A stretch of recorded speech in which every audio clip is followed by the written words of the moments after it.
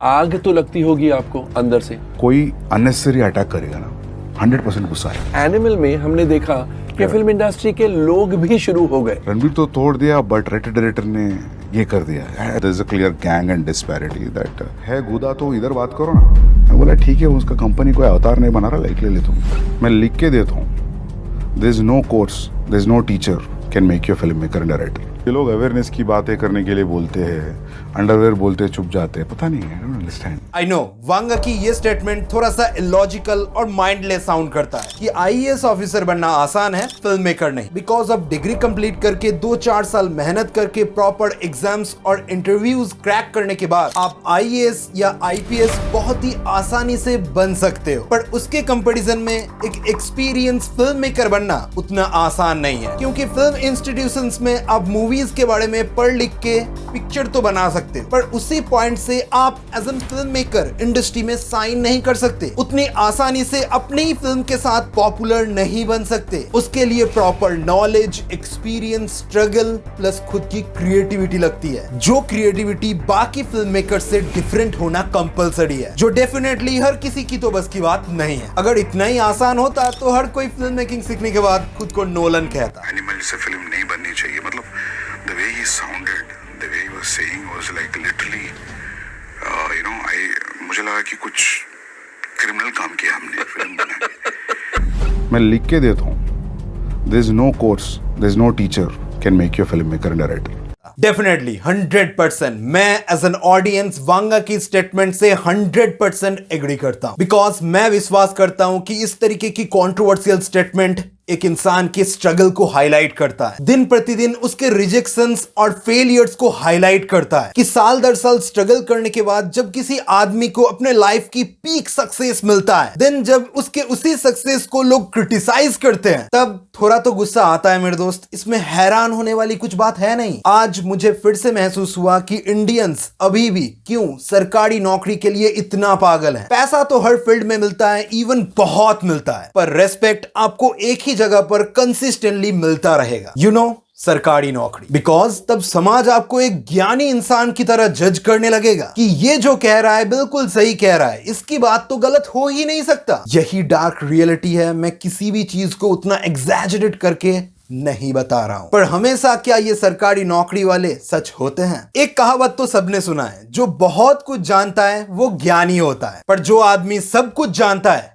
वो जानवर होता है। पर इसका मतलब ये नहीं है कि मैं सरकारी नौकरी करने वालों को नीचा दिखा रहा हूं। Definitely not. हर किसी ने कड़ी मेहनत से अपने मुकाम को हासिल किया है, पर इसका मतलब ये तो नहीं है ना कि आप दूसरे लोगों की क्रिएटिव मेहनत को क्रिटिसाइज करो। बिकॉज आप सरकारी नौकर हो, आपके बातों का लोग इज्जत करते हैं। आईएएस, आईपीएस बहुत ही रेस्पेक्टेबल इंसान है हमारे समाज के, ये मैं बहुत अच्छी तरीके से जानता हूं। तो उनको भी तो ये शोभा नहीं देता कि वो एक 18+ मूवी को टारगेट करके उसे ना देखने की, बैन करने की मांग करे कि इस तरीके की मूवी हमारे इंडिया में बनना ही नहीं चाहिए। देखो मेरे भाई, हर एक पिक्चर को पास करने के लिए ना सेंसर वाले ऑलरेडी बैठे हुए हैं। वो लोग एक आईएएस या आईपीएस वालों से बहुत ही बेहतर जानते हैं कि किस मूवी को किस तरीके की सर्टिफिकेशन के साथ थिएटर्स में पास करना चाहिए। वैसे भी वांगा की इन दोनों मूवीज में बड़ी अक्षर में हाईलाइट किया गया है कि 18+ एडल्ट आर रेटेड मूवी। तो आपको तो पहले ही समझ जाना चाहिए ना कि ऐसी मूवी आपकी टेस्ट के लिए नहीं है। तो फालतू में ज्ञान पेलने की क्या जरूरत है, जिसका प्रॉपर नॉलेज और इंटरेस्ट आपके पास है ही नहीं। ए रेटेड फिल्म्स भी इंडियन सिनेमा का एक पार्ट है, ये हम सब जानते हैं। बस हुआ ये कि एनिमल और कबीर सिंह मूवीज ने अपने एडल्ट सर्टिफिकेट की फुल पोटेंशियल का इस्तेमाल किया है, अपने बाउंड्रीज को थोड़ा सा पुश किया है, जो करने के लिए बाकी फिल्म मेकर्स डरते हैं। सो वांगा को किसी से डर नहीं है, तो एज एन डायरेक्टर यहाँ पे उनका क्या दोष है कि वो आपके इलॉजिकल क्रिटिसिज्म को काउंटर कर रहे हैं, आपको मुंह तोड़ जवाब दे रहे हैं।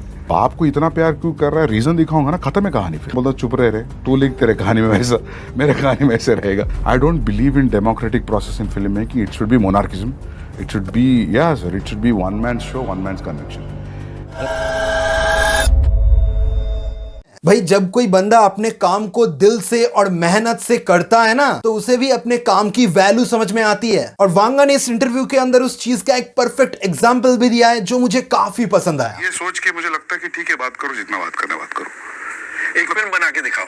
नहीं, दिखावा की बात नहीं है सर, ये जानता हूँ मैं। समझ रहे हो ना कि मैं अपने पिक्चर को अपना एक बच्चा समझता हूं और उस बच्चे को मैं दिन प्रतिदिन खिला पिला के बड़ा करता हूं। और कुछ दिग्गज लोगों का कहना है कि मैं जिस बच्चे को बड़ा कर रहा हूं वो बच्चा ही गलत है। जिस बच्चे से कुछ और बच्चे इन्फ्लुएंस हो रहे हैं तो होने दो इन्फ्लुएंस। मार्को और किल जैसे मूवीज क्या थोड़ी बन रहा है, वो भी तो इसी उम्मीद में अपने पिक्चर को थिएटर में रिलीज कर रहे हैं ना कि मूवी कुछ अच्छा खासा पैसा कमा ले, मूवी लोगों को पसंद आ जाए। हर एक फिल्म मेकर की अलग अलग क्रिएटिविटी होती है और इंडिया में सबको हक बनता है कि वो अपना क्रिएटिविटी मेन स्ट्रीम ऑडियंस तक पहुंचाए। पर कुछ ज्ञानी लोगों के अकॉर्डिंग वो क्रिएटिविटी समाज के लिए हानिकारक। खैर, ज्यादा लॉजिकल एक्सप्लेनेशन देकर मुझे मिलेगा ही क्या। बस मैं इतना ही कहना चाहूंगा कि वांगा ने अपने मूवीज के क्रिटिसिज्म को जिस लैंग्वेज के साथ डिफेंड किया है वो मेरे अकॉर्डिंग बिल्कुल भी गलत तो नहीं है। बिकॉज वही वांगा की अपकमिंग मूवीज के प्रमोशन का मेन यूएसपी रहता है, जिस वजह से उनका एक बिग लेवल का फैन बेस है, जिस वजह से उनके अपकमिंग मूवीज का लोग इंतजार करते हैं। I like this aggressive attitude. कोई मुझे अनपढ़ गवार कह ले, मुझे चलेगा। अगर आप मेहनत करके स्ट्रगल करते हुए ऊपर पहुंचे हो ना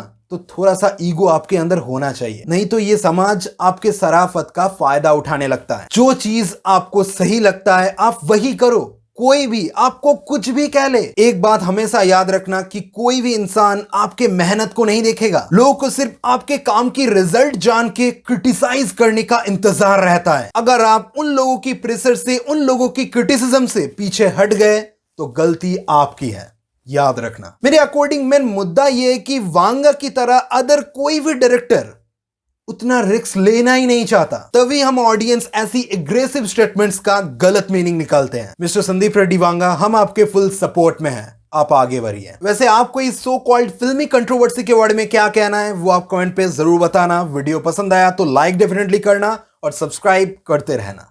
मिलते रहेंगे नेक्स्ट वीडियोस में। बाय। रणबीर कपूर को उनके करियर की बिगेस्ट, उस समय तक बिगेस्ट हिट दी। उसके बाद ऑफ कोर्स शाहिद कपूर की और भी आई, लेकिन उस समय तक बिगेस्ट हिट आपकी थी। सेम वे रणबीर कपूर की आज तक की सबसे बड़ी ब्लॉकबस्टर आपने दी है। तो अब अगली फिल्म आप जो स्पिरिट बना रहे हैं प्रभास के साथ, उन्होंने तो ऑलरेडी बाहुबली और कल्कि जैसी ब्लॉकबस्टर्स डिलीवर कर दी है। अब ये प्रेशर लगता है कि मुझे सर समझ गया। ये सवाल है वेंकट का फ्रॉम हैदराबाद। सर दिस बहुत बड़ा बोझ वाला सवाल है सर, मतलब मेरे को 2000 मारना है। I have to beat Baahubali 2. But anything is possible when it's Sandeep Reddy Vanga. नहीं ऐसा नहीं सर, ऐसा मत बोलो। But I will definitely make a very engaging film, very interesting intriguing film. बाकी देखेंगे सर। बिजनेस की बातें बाद में करेंगे। या సో ప్రభాస్ గారితో కొత్తగా ఏమైనా ట్రై చేస్తున్నారా? మరి వీఆర్ వెయిటింగ్. అది యా డెఫినెట్ గా ట్రై చేయాలి. కొంచెం ఏమైనా హింట్ ఇస్తారా?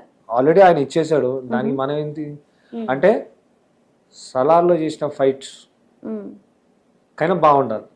ఓకే, సలార్లో హైలైట్ కాటరమ్మ ఫైట్. యా, దానికి మించి ఉంటుందా? దాని మించి ఉండాలి, ఎట్టి పరిస్థితుల్లో చేయాలి. ఓకే.